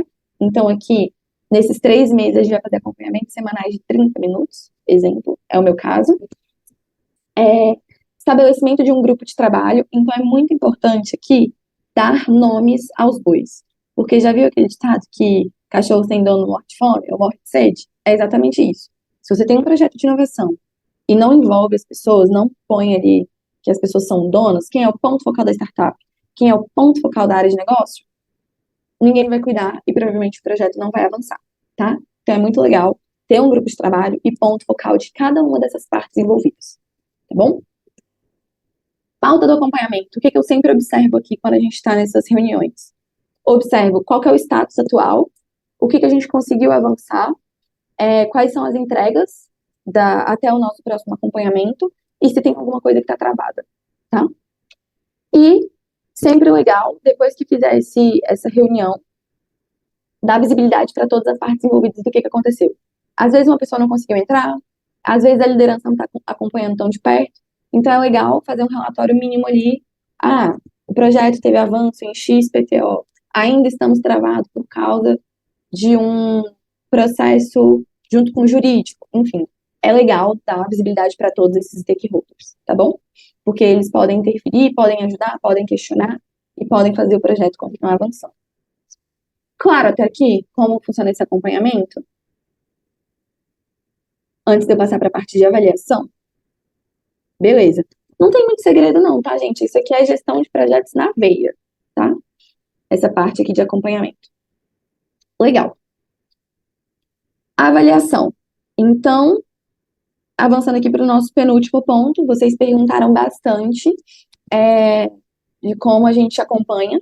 Então, eu trouxe um exemplo fictício aqui da Skin, né? Então, lá nos primórdios da Skin, vamos supor, que a gente queria entender se existiriam alunos interessados, né? Acho que deve ser uma das primeiras premissas, assim, para um negócio funcionar. Existem usuários interessados na plataforma? O que quer que seja, o negócio funcionar precisa ter pessoas interessadas. Será que a gente vai ter aluno interessado? Número de alunos interessados por turma. Bom, para a gente fazer isso aqui rodar, a Starter vai ser ali uma trajetória onde as pessoas que estão começando a entender inovação vão fazer o primeiro contato. A Traction, uma turma intermediária. A Scale, uma turma avançada.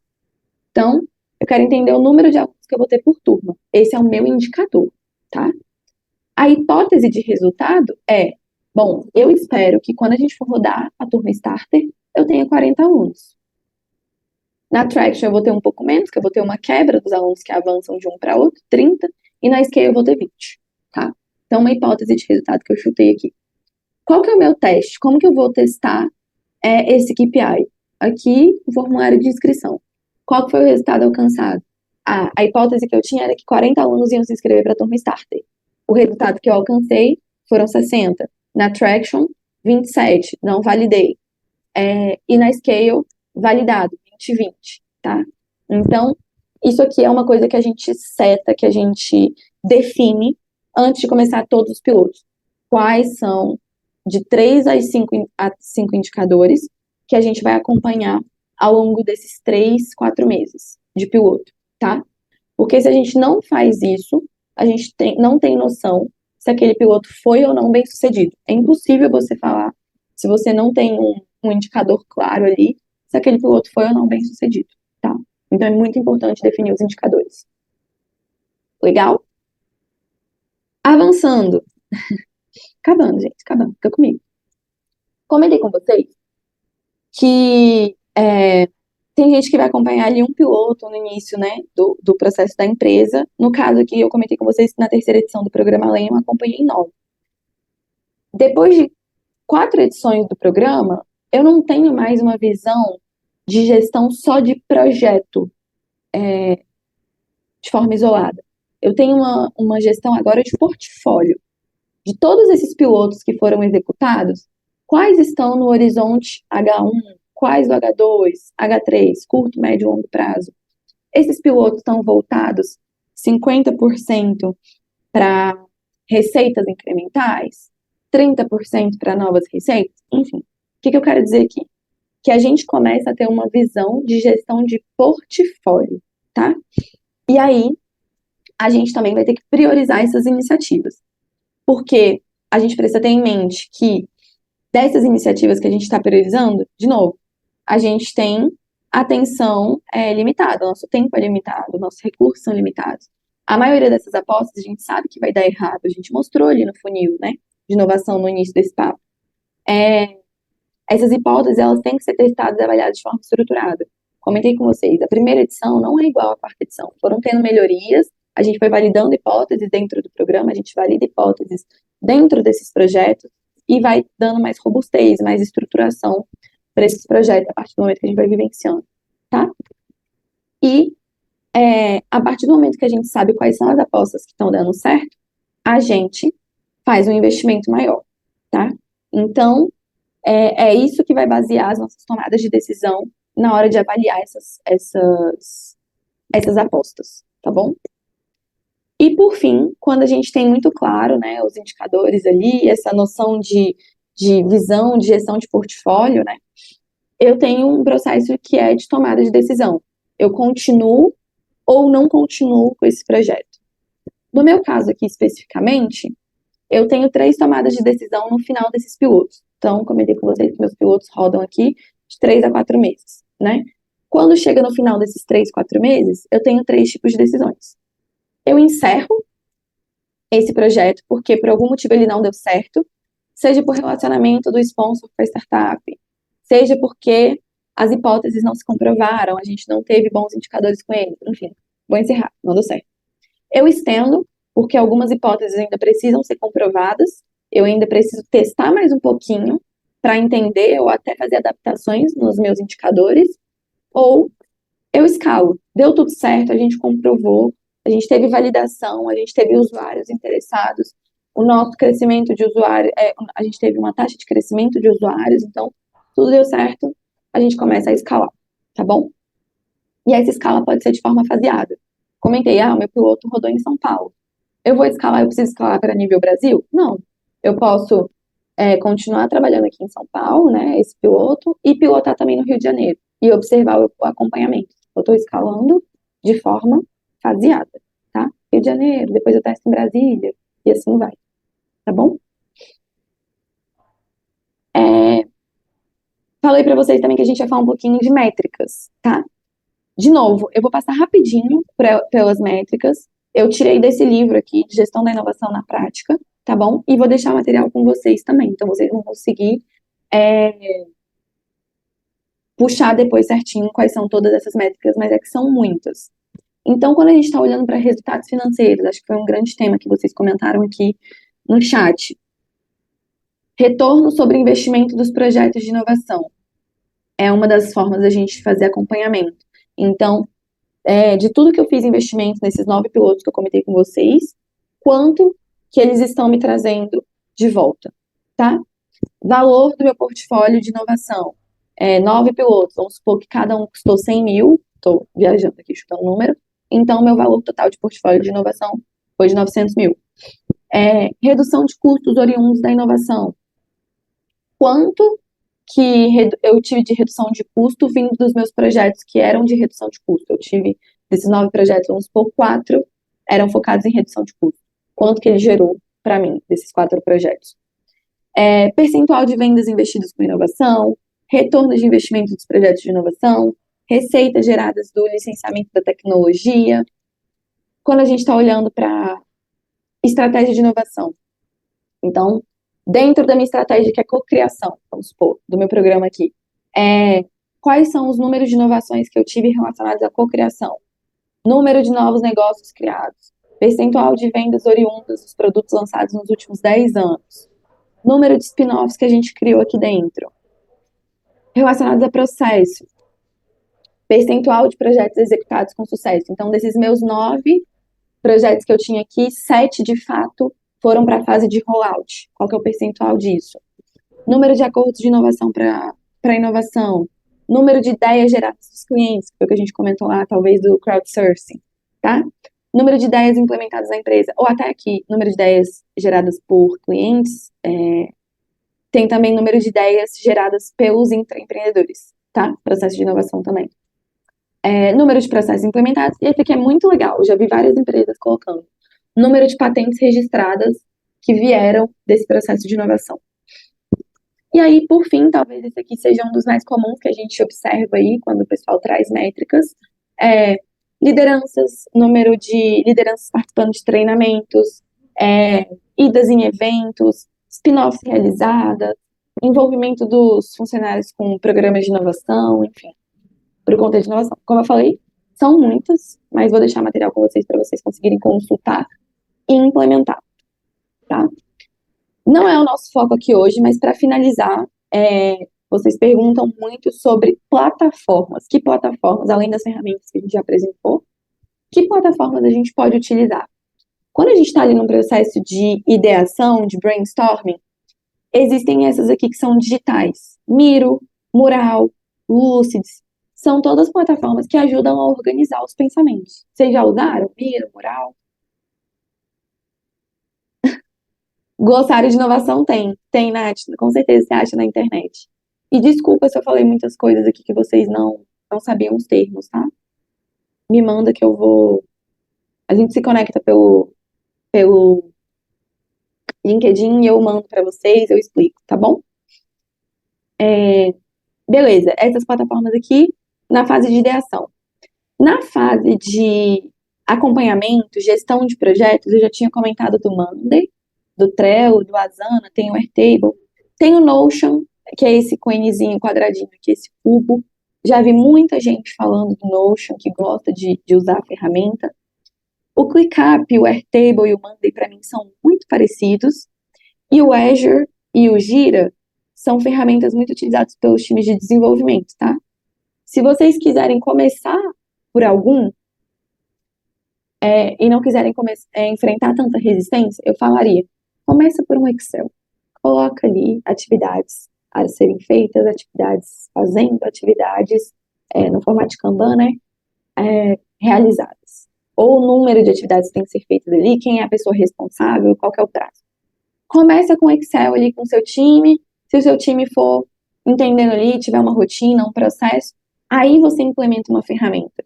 Que o que eu mais vejo é as pessoas empurrando ferramenta goela abaixo. Isso gera resistência, ninguém vai gostar dessa mudança, as pessoas vão ter uma curva de aprendizado extensa com ferramenta, então começa pelo Excel. Aí se você depois vê que tem que colocar algumas outras funcionalidades, automatização, aí vocês exploram essas outras, tá? Mas o Excel é sempre ótimo. Atualmente estamos usando o Planner. Ah, legal, essa eu não conheço, nunca usei. Bacana, vou pesquisar aqui depois. Bom demais. Ah, boa, a Ale já até comentou que vai subir o glossário aí nos materiais. Obrigada, Ale. E desculpa de novo se eu usei muitas siglas, tá, gente? Aqui eu trouxe um exemplo, montei um exemplo para vocês de como a gente utiliza no Airtable.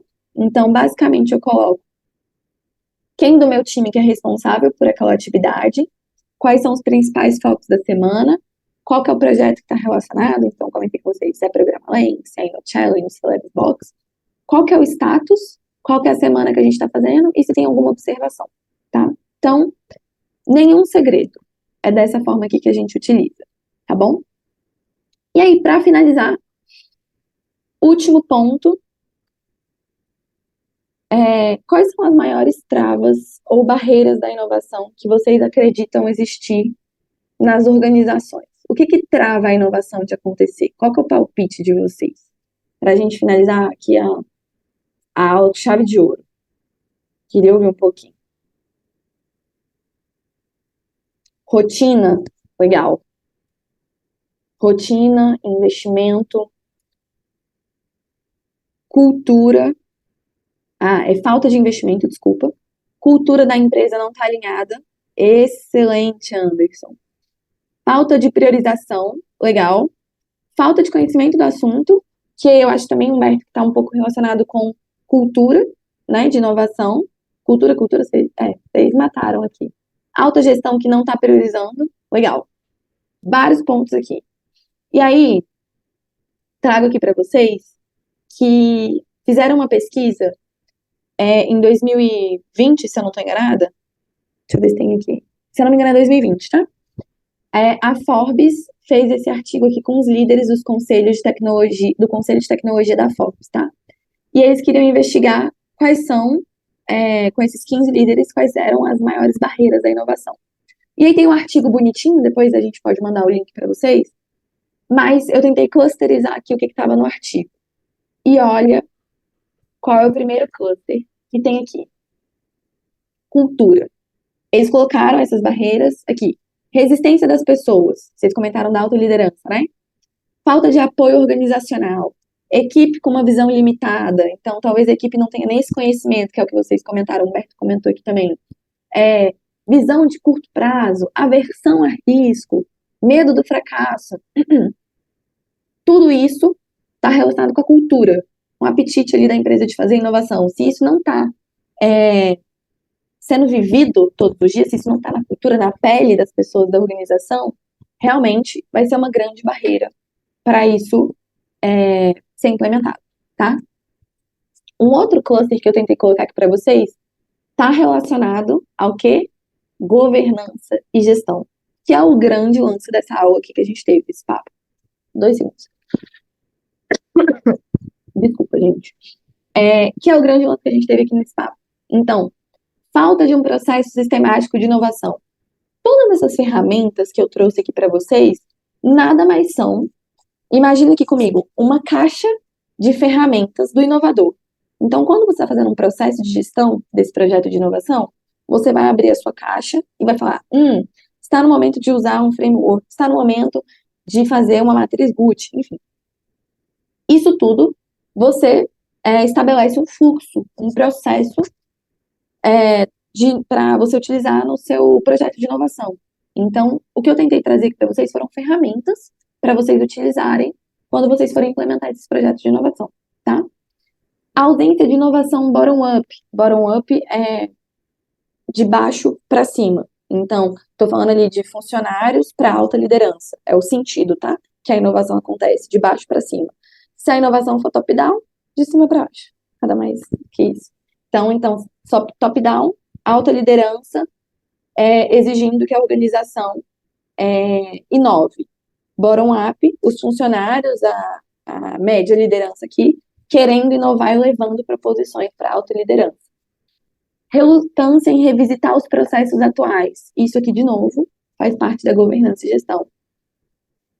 Dificuldade na gestão de mudanças, de fazer transição, tem muita resistência, ligado também com cultura e também com gestão, tá? Então, eu só quis tentar trazer para vocês aqui de novo que, depois de cultura, as grandes barreiras estão vinculadas com governança e gestão. Então, é muito importante que a gente tenha conhecimento dessas ferramentas e consiga extrair ao máximo os momentos que a gente precisa utilizar essas ferramentas, tá? Na sequência, a gente tem barreiras aqui tecnológicas e de recursos também, que vocês comentaram bastante também de falta de investimento, tá? Legal, Ana, você trouxe várias barreiras, a gente vai terminar a aula com esse sentimento de que, putz, muito difícil inovar? Claro que não.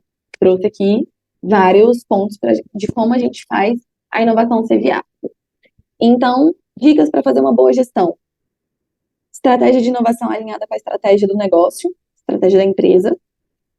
Ter KPIs alinhados também com os KPIs da empresa. Então, se a empresa está focada em atrair mais clientes, que tipo de solução que eu posso trazer para a empresa que sejam vinculadas à atração de clientes. No geral, parece ser fácil, né? Mas eu estou tentando simplificar aqui. Engajar os colaboradores, né? E dar visibilidade para todos nesse processo. Então, falei muito questão de relatório, para que a liderança tenha conhecimento do que está acontecendo. trazer para perto todo mundo para jogar junto, principalmente esses times de apoio, né? Time do jurídico, time de LGPD, Lei Geral de Proteção de Dados, enfim. E fazer barulho com os resultados que a gente está gerando ali na inovação. Se em um ano, a gente está começando pequeno, né?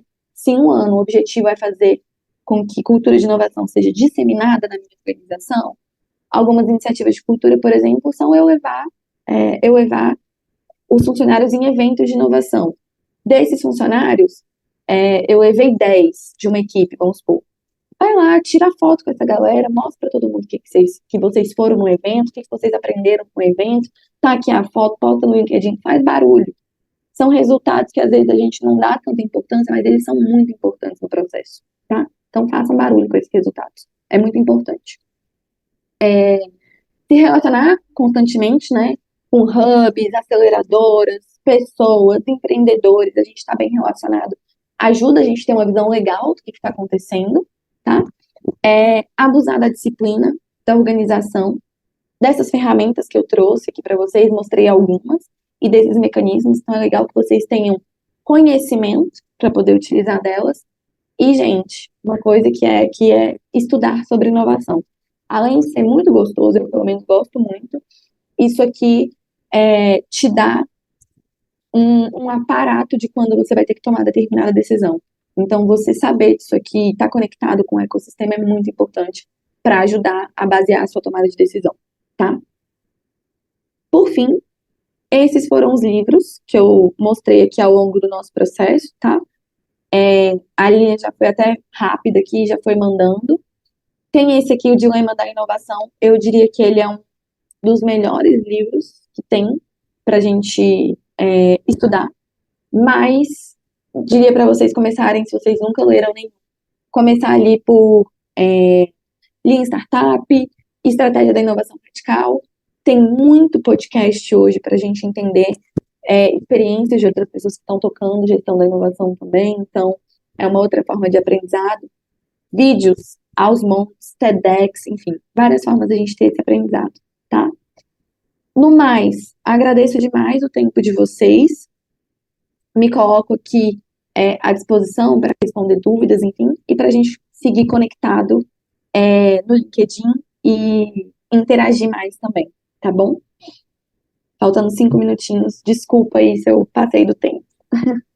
De nada, Ana Luísa, foi muito massa essa aula. E aí eu queria saber se alguém tem mais alguma pergunta, né, para a gente finalizar aqui, já que a gente passou direto. Queria saber de alguém. Alguém tem mais alguma pergunta para fazer para Ana? Foi cansativo, né, gente? Tudo bem. Não, de nada, foi ótimo. Eu gostei bastante. Vários insights aqui que eu já vou levar para o Nina, viu? Ai, que bom. E assim, gente, a interação não precisa acabar aqui.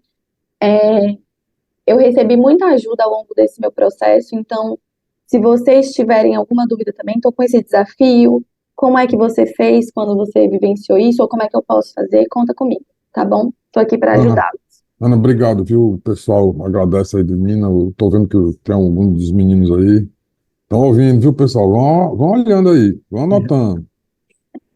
Vamos só ligar as câmeras agora para a gente fazer o registro geral. O Ale vai fazer aqui o nosso registro. Se todo mundo puder ligar a câmera para sair na foto. Todo mundo sorrindo, Cara, essa foto bonito. depois. Liga aí que vocês vão aparecer no meu Instagram também. Bora, quem vai mais?